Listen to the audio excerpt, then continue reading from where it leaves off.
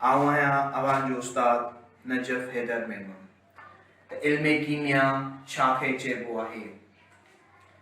Chemistry जी जेकॾहिं असां definition लिखूं त साइंस जी उहा शाख जेका असांखे मादे जूं ख़ासियतूं जोड़जक ऐं उन जी बनावट जे मुतलिक़ ॼाण ॾिए। साइंस जी अहिड़े क़िस्म जी शाख खे असां इल्म कीमिया यानी केमिस्ट्री सॾींदासीं। डेफिनेशन मां इहो वाज़े थियो असां वटि त इल्म कीमिया असुल में साइंस जी हिकु शाख आहे। इल्म कीमिया ते हलण खां पहिरियां थोरो असां साइंस जे मुतलिक़ ॼाण हासिल कंदासीं।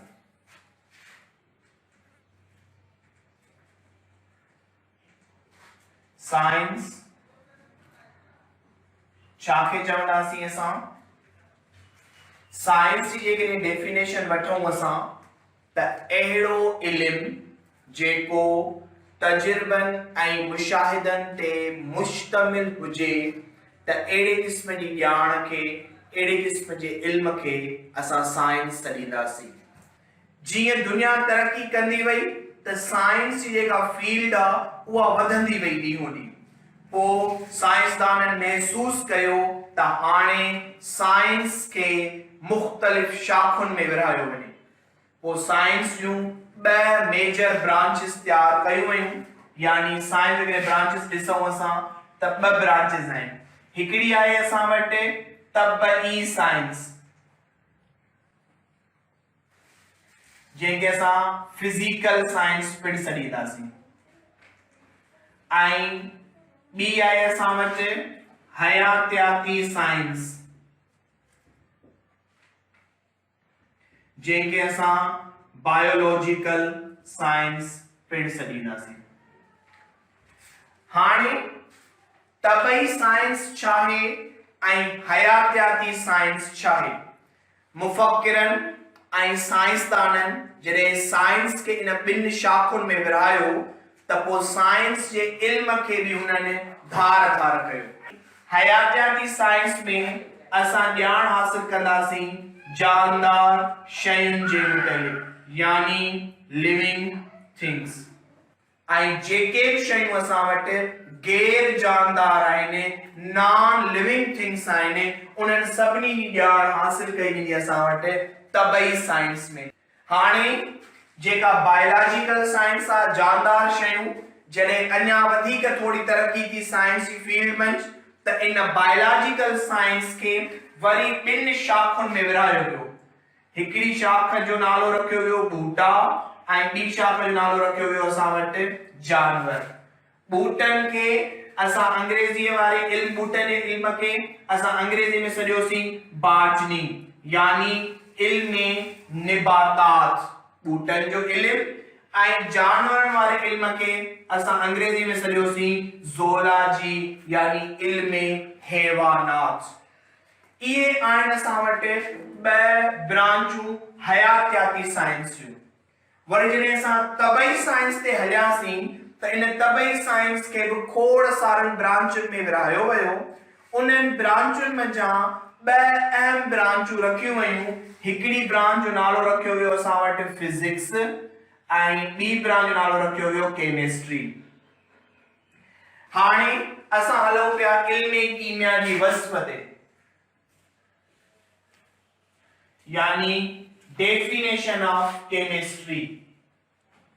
केमिस्ट्री जी वस्फ़ असां कीअं लिखंदासीं त इल्म कीमिया साइंस जी उहा शाख आहे जेका असांखे मादे जे ख़ासियतुनि, मादे जी जोड़जक ऐं मादे जी बनावट ॾसे, त उन खे असां सॾींदासीं इल्म कीमिया यानी chemistry. It is the branch of science which deals with the properties, structure and composition of the matter। यानी इल्म कीमिया जे मुतलिक़ जेका भी ॼाण मिलंदी उहा समूरी ॼाण हूंदी मादे जे मुतलिक़, यानी मेटर जे मुतलिक़। त जेके तमाम नंढड़ी डेफिनेशन असां लिखो इल्म कीमिया जी, त माना मादे जी ॼाण या मादे जो इल्म knowledge of matter, study of matter is called chemistry. matter जी केड़ी स्टडी मादो छा छा पढ़ियो वेंदो मादे जूं केड़ी केड़ी शयूं पढ़ी वेंदियूं इल्म कीमिया जे अंदर चए थो त हिकु त मादे जूं पढ़ी वेंदियूं ख़ासियतूं यानी प्रॉपर्टीज ॿियो पढ़ियो वेंदो मादे जी बनावट स्ट्रक्चर ऐं टियों पढ़ियो वेंदो मादे जी जोड़ जक यानी कंपोजिशन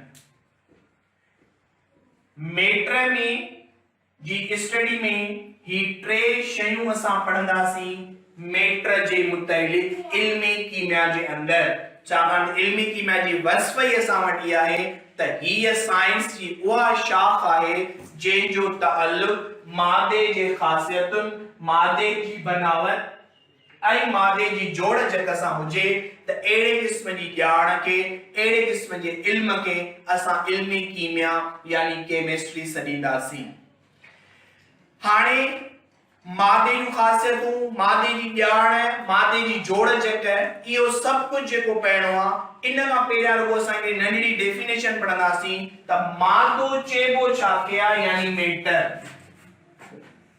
छाकाणि त प्रॉपर्टीज भी पढ़णियूं आहिनि असांखे बनावट भी पढ़णी आहे असांखे जोड़ जक भी पढ़णी आहे असांखे मादे जी त इन करे असांखे ख़बर हुजणु खपे त व्हाट इज मेटर मादो छाखे चइबो आहे।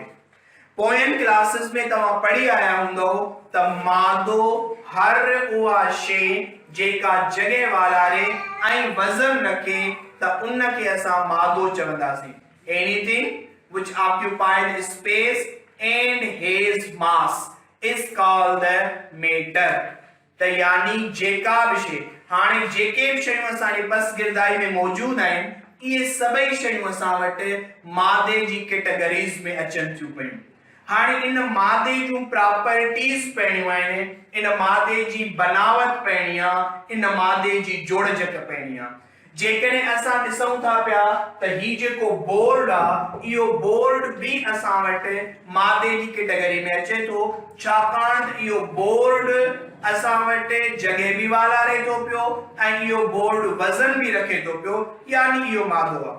हाणे इल्मी कीमिया छा ॾसींदी इन बोर्ड जे मुतइलिक पहिरियां त इल्मी कीमिया में इन बोर्ड जूं ख़ासियतूं पढ़ंदासीं त कहिड़ियूं प्रॉपर्टीज आहिनि इन बोर्ड जे अंदर। प्रॉपर्टीज मां मुराद इहा आहे त इन बोर्ड जो कलर कहिड़ो आहे इन बोर्ड रे जेकॾहिं मार्कर सां लिखूं त रिज़ल्ट कीअं ॾींदो बोर्ड असांखे केतिरो ड्यूरेबल आहे बोर्ड माना केतिरे वक़्त ताईं इहो बोर्ड असां वटि हली सघे थो पियो मक़सद आहे त प्रॉपर इन्हनि शयुनि खे असां सॾींदासीं प्रॉपर्टीज यानी ख़ासियतूं। हाणे ख़ासियतुनि खां बाद में वरी असांखे इन जी बनावट पढ़णी आहे यानी स्ट्रक्चर पढ़णी आहे। बनावट मां मुराद छा आहे बनावट मां मुराद आहे असां वटि त कीअं ठहियल आहे यानी शेप पढ़णी आहे असांखे शक्ल कीअं ठहियल आहे। स्ट्रक्चर बनावट मां मुराद थी वई असां वटि शेप यानी शक्ल। ज्योमेट्री जे हवाले सां मुख्तलिफ किस्मनि जा शेप्स आहिनि असां वटि चौकुंडो आहे त्रिकुंडो आहे गोल आहे मुस्ततील आहे सिलेंड्रिकल शेप आहे कोन शेप आहे असां वटि इहे मुख्तलिफ किस्मनि जा शेप आहिनि शक्लियूं आहिनि असां वटि। जेकॾहिं असां इन बोर्ड जी शक्ल ते नज़र था कयूं पिया बनावट ते नज़र था ॾियूं पिया त हिन जी बनावट कुझु मुस्ततील नमूने जी आहे यानी रेक्ट एंगल शेप में आहे असां वटि। उन खां अलावा मादे जी जोड़ जक पढ़णी आहे त जोड़ जक मां छा मुराद आहे त ही जेको बोर्ड आहे असल में इहो छा जो ठहियल आहे त यानी जोड़ जक मां मुराद छा थी वई त छा जो ठहियल आहे यानी इल्मी कीमिया जे अंदर असां मादे जी मुकम्मल इंफॉर्मेशन हासिल कंदासीं त मादे जूं प्रॉपर्टीज कहिड़ियूं आहिनि त मादे जो कलर कहिड़ो आहे मादे जी शेप कहिड़ी आहे मादे जी कंपोजिशन कहिड़ी आहे मादो कीअं ठहियल आहे मादो छा जो ठहियल आहे। हाणे अहिड़े नमूने सां जेकॾहिं असां पाणी खणूं एग्जांपल त हाणे पाणीअ जो फार्मूलो आहे असां वटि H2O पानी जो फार्मूलो वाटर पोएं क्लास में तव्हां पढ़ी आया आहियो त पानी जो जेको फार्मूलो असां वटि वो H2O आहे असां वटि। हाणे पहिरियां त इन पाणीअ जूं प्रॉपर्टीज़ ॾिसूं त इहो पाणीअ जूं ख़ासियतूं कहिड़ियूं आहिनि। हाणे हिते पाणी जी ख़ासियतुनि मां मुराद छा थींदी? पहिरियां त कलर चेक कयूं त वाटर जो कलर कहिड़ो आहे, उन खां पोइ वाटर जो असांखे ऑर्डर चेक करणो पवंदो यानी ज़ाइको चेक करणो पवंदो। ठीक है, तो माना आया त इहो कहिड़े ज़ाइके में अचे थो पियो, इहो मिठो आहे, इहो चहिरो आहे, इहो खटो आहे, इहो कोड़ो आहे, त यानी इन्हनि खे सॾींदासीं प्रॉपर्टीज़। उन खां अलावा वरी पाणी चेक कंदासीं बाबा बॉइलिंग पॉइंट छा आहे वाटर जी, ट्रेकर जो दर्जो, डेंसिटी छा आहे, घाटाई केतिरी आहे पाणीअ जी, इहे मुख़्तलिफ़ क़िस्मनि जूं प्रॉपर्टीज़ आहिनि असां वटि। उन खां अलावा बनावट पढ़नी आहे, शेप पढ़नी आहे, स्ट्रक्चर पढ़नी आहे असांखे त पाणीअ जी शक्ल कहिड़ी आहे असां वटि, यानी कीअं ठहियल आहे पाणी। उन खां बाद में असांखे पढ़णो आहे त वाटर जी जोड़जक यानी कंपोजिशन, त पाणी छा जो ठहियल आहे। हाणे फार्मूला मां ख़बर पवे पई त पाणी ॿिनि अंसरनि जो ठहियल आहे, हिकु हाइड्रोजन ठहियल आहे, ॿियो ऑक्सीजन ठहियल आहे, त यानी पाणीअ जे मुतलिक़ मुकम्मल ॼाण हासिल करण खे सॾींदासीं असां इल्मी कीमिया। त इल्मी कीमिया अहिड़े क़िस्म जी साइंस जी शाख आहे असां वटि जेका मादे जी ख़ासियतुनि, मादे जी जोड़जक ऐं मादे जी बनावट जे मुतलिक़ ॾसींदी, त उन खे असां इल्मी कीमिया सॾींदासीं। इहो असां वटि जर्नल सिंपल डेफिनेशन ऐं सिंपल जेका आहे ॼाण हुई असां वटि इल्मी कीमिया जे अंदरि, त इल्मी कीमिया छा खे चइबो आहे। साइंस पढ़ीसीं, साइंस जूं बेसिक पॉइंट्स पढ़ियूंसीं ऐं असां इंट्रोडक्शन वरितोसीं त इल्मी कीमिया छा खे चइबो आहे।